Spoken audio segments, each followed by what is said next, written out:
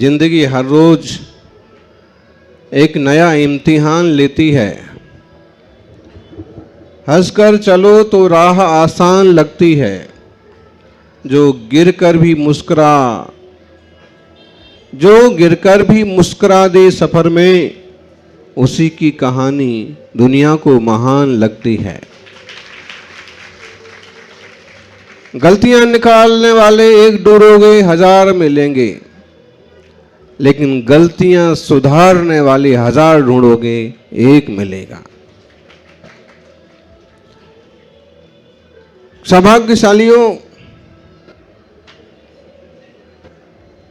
शिकायतों से ज्यादा शुक्रिया करना सीखो, धन्यवाद देना सीखो। शिकायतों से ज्यादा शुक्रिया करना सीखो। हर मोड़ पर खुद को थोड़ा बेहतर रखना सीखो। जिंदगी बहुत खूबसूरत लगने लगेगी, यानी हर हाल में मैं ठीक हूं ये कहना सीखो।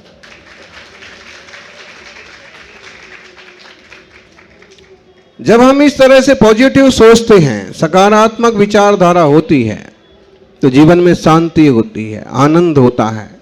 हर परिस्थिति में हम समझौता कर लेते हैं और आगे बढ़ जाते हैं। जिस गाड़ी में स्टेपनी नहीं होती है, जिस गाड़ी में स्प्रंग नहीं होता है, वो गाड़ी कहीं भी टूट जाती है, कहीं भी टकरा जाती है। लेकिन जिसमें एडजस्टमेंट होता है, वो गाड़ी कितने भी किलोमीटर चली जाए फिर भी कुछ नहीं बिगड़ता। समाज में भी ये एडजस्टमेंट जरूरी है, परिवार में भी एडजस्टमेंट जरूरी है। और खासकर आजकल जिस ढंग से समस्याएं खड़ी हो रही हैं, चिल्ड्रंस डे है, बाल दिवस। जब भवन से आ रहे थे तो एक जगह नन्हे मुन्ने बच्चे पाद प्रक्षालन कर रहे थे,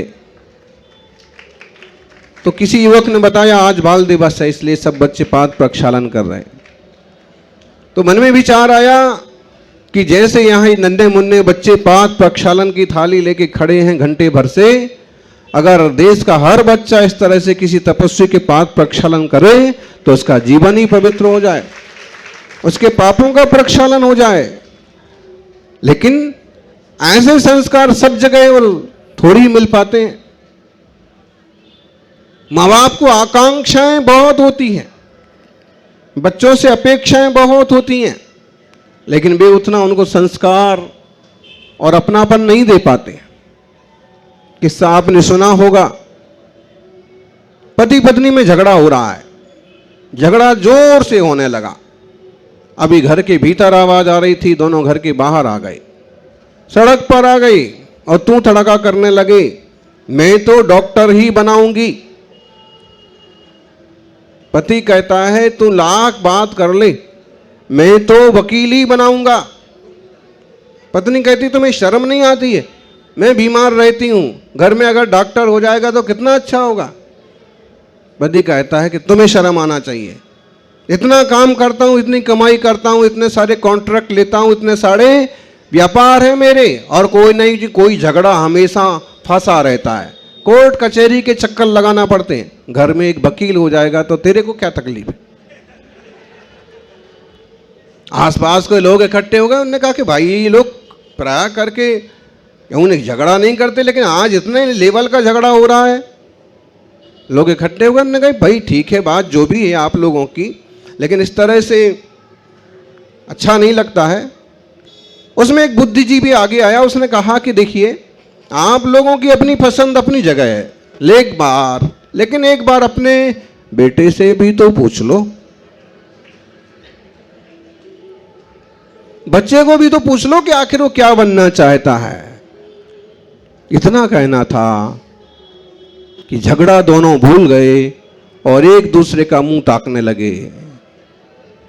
और बुद्धिजीवी ने कहा कि भाई बच्चे को बुलाओ, अभी हाल फैसला हो जाएगा। दोनों शर्माते हुए बोले बच्चे का तो अभी जन्म ही नहीं हुआ है। ऐसी बेवकूफी बहुत होती है। और इस तरह की अपेक्षाएं जब बच्चों से रखी जाती हैं, उन्हें स्पर्धा में झोंका जाता है, उनके दूसरों के साथ तुलना की जाती है, तो वो बहुत कुंठित हो जाते हैं। बाल मन और वृद्ध मन बहुत संवेदनशील होते हैं। जरा सी बात को वो स्मृति बना लेते हैं।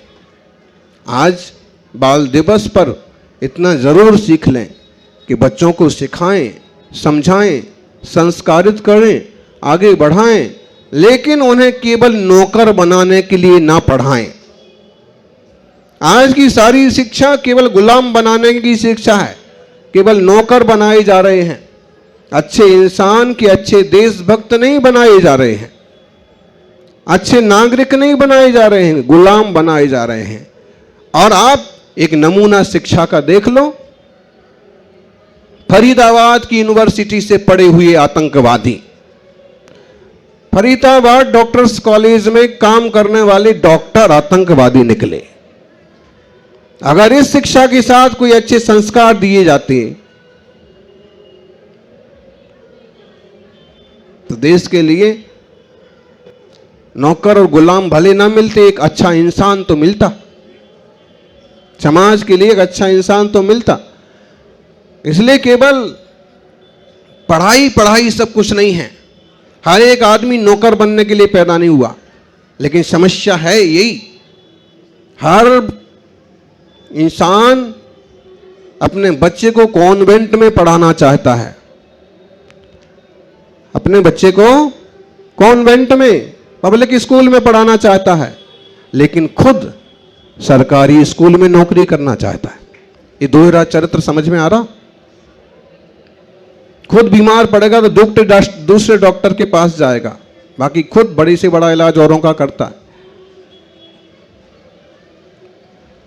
खुद पर भरोसा नहीं है। सरकारी स्कूल में ज्यादा पैसा मिलेगा, काम कम करना पड़ेगा। इस तरह के चारित्रहीन लोग, राष्ट्र निष्ठा से रहित लोग क्या करेंगे? इसलिए राष्ट्र निर्माण होना चाहिए, और व्यक्ति निर्माण से ही राष्ट्र निर्माण संभव होता है। गुरुकुलों कुलों की पढ़ाई, पाठशालाओं की पढ़ाई से जो पैदा होते थे बच्चे, जो तैयार होते थे युवा, वो अद्भुत होते थे। अभी भी जितने सारे तपस्वी हैं, जितने चोटी पर बैठे हुए लोग हैं, बहुत लोग ऐसे मिलेंगे जो कहीं ना कहीं गुरुकुल में, पाठशालाओं से निकल करके आए। उसमें हम खुद भी हैं। तो धार्मिक शिक्षा अपना महत्व रखती है। अभी एक प्रसंग हमको मालूम पड़ा, 1 नवंबर को जयपुर में केवल 9 साल के बच्चे ने स्कूल की चौथी मंजिल से कूद करके, चौथी क्लास का 9 साल का बच्चा स्कूल की चौथी मंजिल से कूद करके आत्महत्या कर ली। कोटा तो विद्यार्थियों की सुसाइड सिटी बन ही गया है, सुसाइड राजधानी, किंगडम।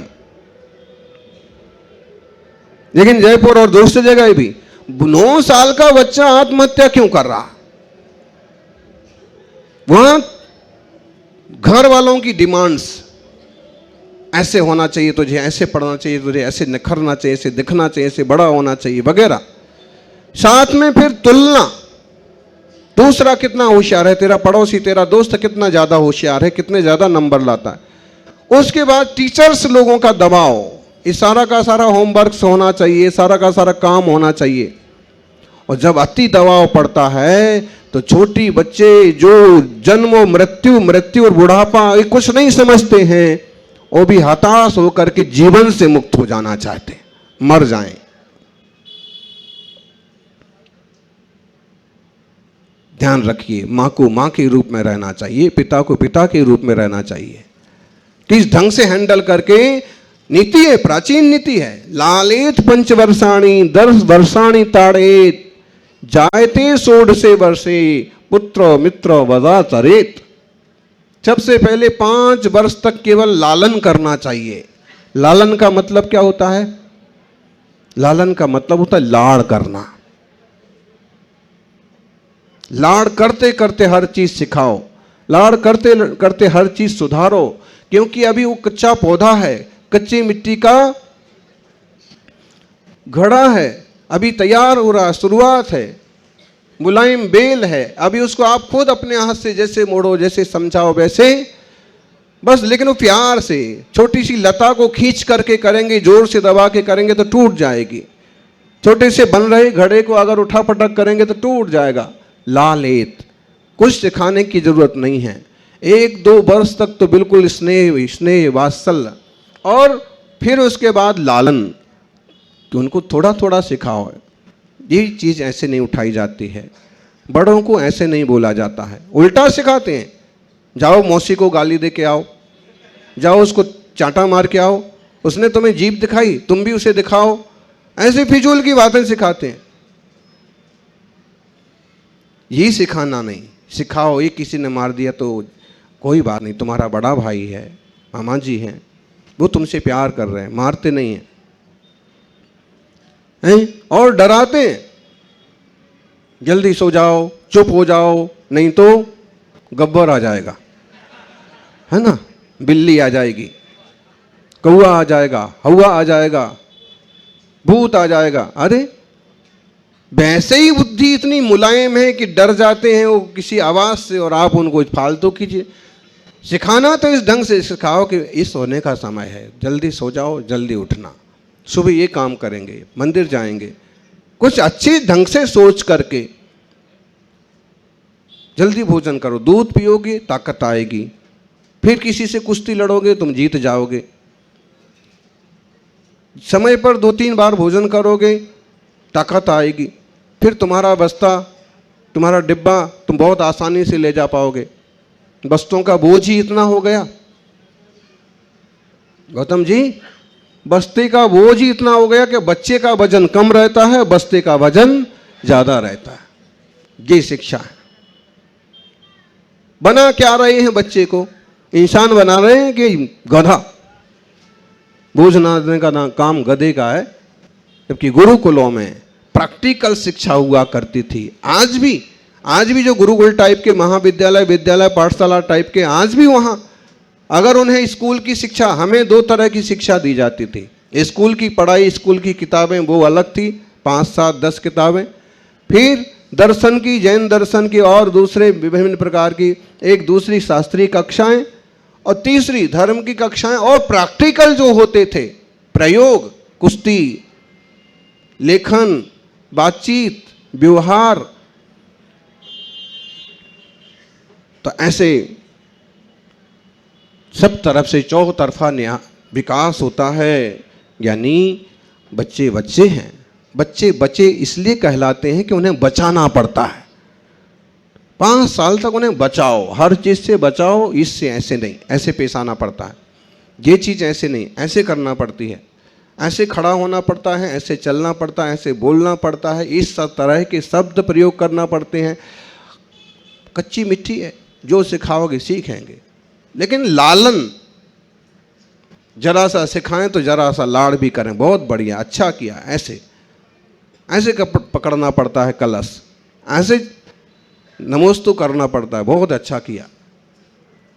तो दोनों चीजें साथ में चलेंगी। फिर 10 वर्षाणी ताड़ेत या पालेत, लालेत 5 वर्षाणी 10 वर्षाणी पालेत। पालन करो, पालन का थोड़ी सी आप में कठोरता आ जाएगी, या व्यवहार में थोड़ा सा, कि अगर सुधर नहीं रहा है तो थोड़ा सा शब्दों में ऐसे करना पड़ता है, ऐसे करो। और फिर उसके बाद 10 से 14-15 साल तक ताड़न भी कर सकते हैं। नहीं सुधर रहे, नहीं संभल रहे तो उनको थोड़ा ठोक पीट भी कर सकते हैं। घड़ा अगर ठीक ठाक नहीं बन रहा तो अंदर हाथ लगाते हैं, और बाहर से गुरु कुमार से कुंभ है, गड़गड़ काटे कोट, अंतर हाथ सहार दे, बाहर मारे। भीतर से हाथ का सहारा देता है, वो बाहर से चोट मारता है कुम्हार घड़े को, तो सुंदर मजबूत घड़ा बनता है। ऐसे गुरु होते हैं। लेकिन अभी तो ऐसे गुरुओं के भी दर्शन दुर्लभ हो गए। सब सरकारी नौकर हैं, पैसे के गुलाम हैं। बहुत बिरले मिलेंगे जो निष्ठा से अच्छे नागरिकों के निर्माण के लिए पढ़ाते हों।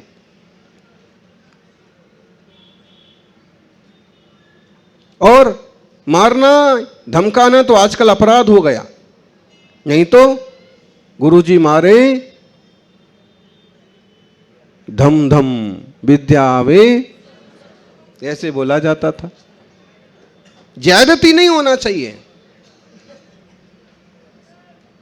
अभी तो गुरुजी की बाट लगा देते हैं विद्यार्थी, और ऐसे किस्से, ऐसे क्रिमिनल्स केस आने लगे। ये अहमदाबाद का ही किस्सा है, एक बच्चे ने दूसरे को मार दिया, खत्म कर दिया है। 7th days.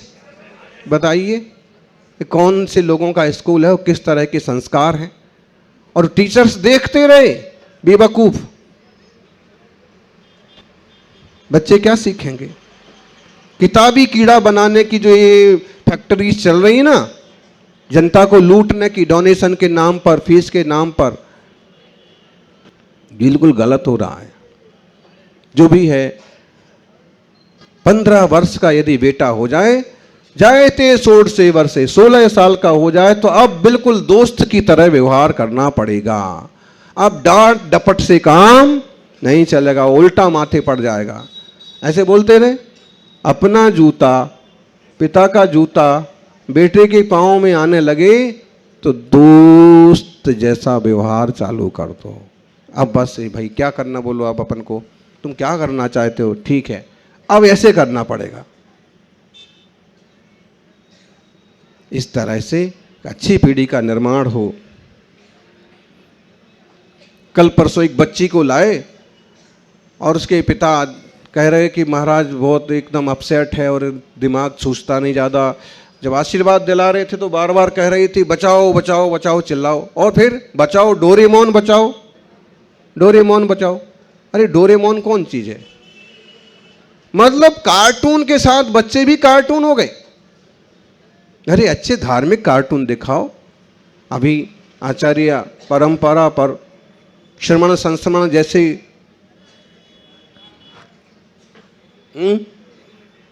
एनिमेटेड फिल्म्स हैं, वो दिखाओ। अच्छे संस्कार दो, कोई अच्छी कहानी सुनाओ। डोरेमोन बचाओ, उसको इतना पता पड़ रहा है तो दिमाग कुछ तो होगा। गलती आपकी है। माता पिता को बहुत जिम्मेदारी से, जरूरी नहीं है कि दोनों नौकरी करें, एक परिवार संभालो, एक बाहर से कमाई करो।